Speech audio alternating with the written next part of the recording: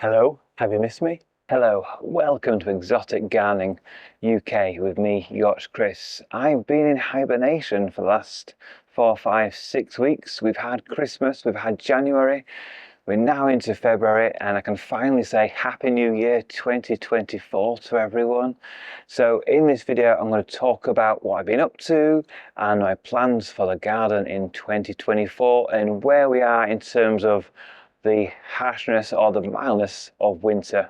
So, welcome to 2024 in my garden. I'm here in the jungle hut because it is raining a little bit and it's a bit blustery as well, so I'm sheltering in here. And I'm going to talk about where I've been, what I've been up to, and what the garden looks like as well.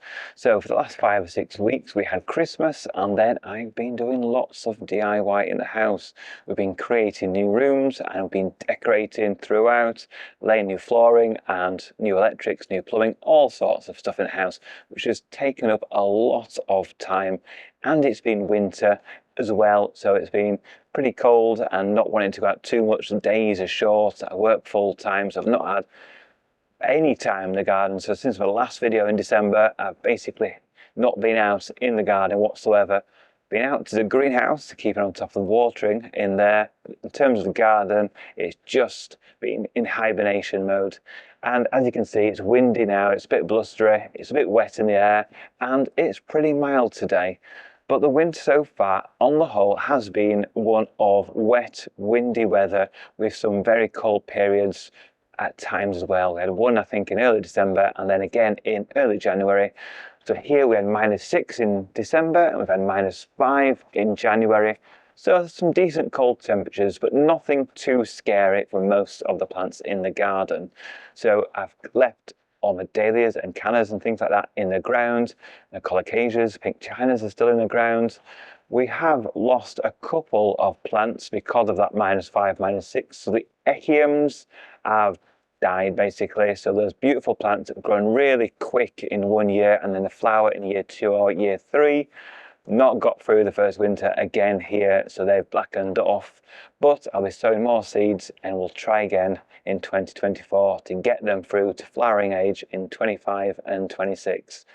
But that's, it's an annual, it's a quick growing plant. I enjoyed the foliage last year. Unfortunately, we just won't get to see them bloom this year.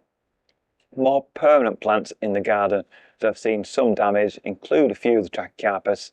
So the Martianus and the Latisectus, they've seen a loss of blackening of leaves. It's not killed them outright. It happened last winter as well. But it's a shame to see they've had 2 winters in a row where they've lost a lot of the foliage. And it's still too early to know if there's any more serious damage on any of the palm trees, because spear rot and spear pull doesn't really show its face well into spring and even into early summer. So a plant can look fantastic, but not really growing much in spring. And then late spring, even early summer, the centre can completely rot and pull out. But fingers crossed that won't happen with any of my palms this year. My Schefflers are looking good. The Scheffler Macrophylla, which is a more tender one, that has got damage to the newest leaves that formed at the end of 2023, but the older leaves are looking fine, so I'm happy with the progress of that one.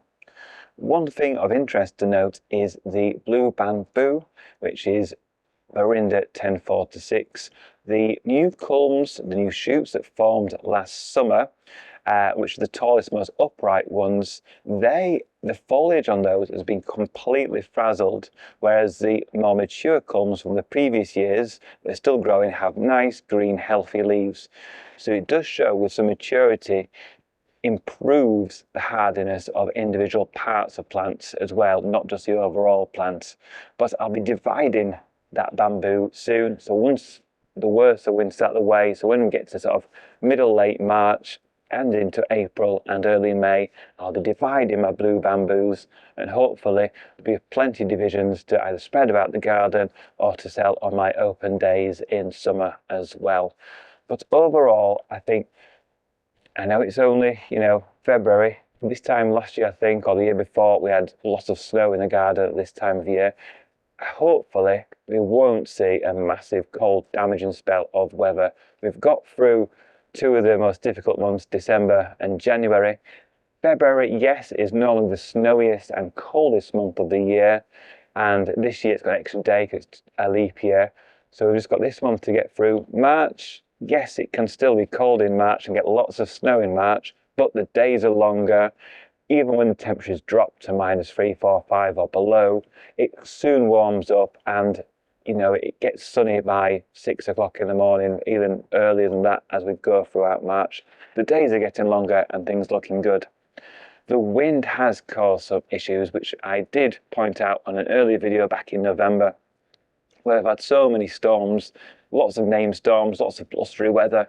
My archway, which is behind me, collapsed on the ground. That needs removing. I still need to do that, and I need to tidy up all the old foliage from last year as well. The eucalyptus at the end of the garden, which camera's probably not focusing on, it's probably focusing on me, it's growing towards next door, so I need to look at that. Some of those branches might need to come down. It's still stable in the ground, so it's not looking like it's going to fall over, which is great news. But especially the gunnyii in the middle, got huge branches that are growing to one side, so I might have to get up a very tall ladder and cut some of those off. Now, our plans for 2024 really were about the end of the garden. So for those that seen the tour or those that visited my garden last year will have known that the end of the garden was blocked off because of the way the decking paths grew under palm trees. There was not enough space really to get round, and I need those palm trees to grow taller so I can cut off some of the lower leaves to get round there. But I want to replace the path down there as well and introduce more of those gravel paths with the cortine steel edging, which I did big project last year for the arid part of the garden. I want to continue that down the end of the garden, change the tree fern area and the back end of the garden, and thin out some of the bamboo there as well. But that costs lots of money, basically, to do things like that if I want to do it well. And it takes a lot of time. And there's two things I don't have at the moment. All the housework, all the renovation DIY is very expensive. And basically, budgets don't allow me to do that job this year. So unfortunately, that's going to be put back probably to 2025. I'll still be growing plants down there. I can still thin out plants. That's not an expensive task. But actually laying new paths, moving materials about and getting new materials is expensive and takes time as well. So I won't be doing that this year, but I will be growing lots of new plants from seed this year, lots of colourful plants. Got loads of plants to plant out that are in the greenhouse that I'll be looking after for the next few months before it's warm enough to get them out. I'm excited about 2024. I will be making some changes to the garden because I will be growing different plants, and like I said, I will be thinning out the bottom end of the garden. We just won't be seeing those new paths just yet. We'll have to wait to 2025 for those parts of the gardens to be developed. But lots of plans in terms of planting schemes ahead, and I'll be focusing on that in my upcoming videos where we're choosing seeds and growing from seed and actually buying some plants as well. Not expensive plants because I'm on a budget definitely this year, so it'll be a low cost year in the exotic garden this year. So hopefully you'll join me throughout my videos. I'll continue to make videos for many years to come, and I'll be back to my regular weekly videos from now onwards.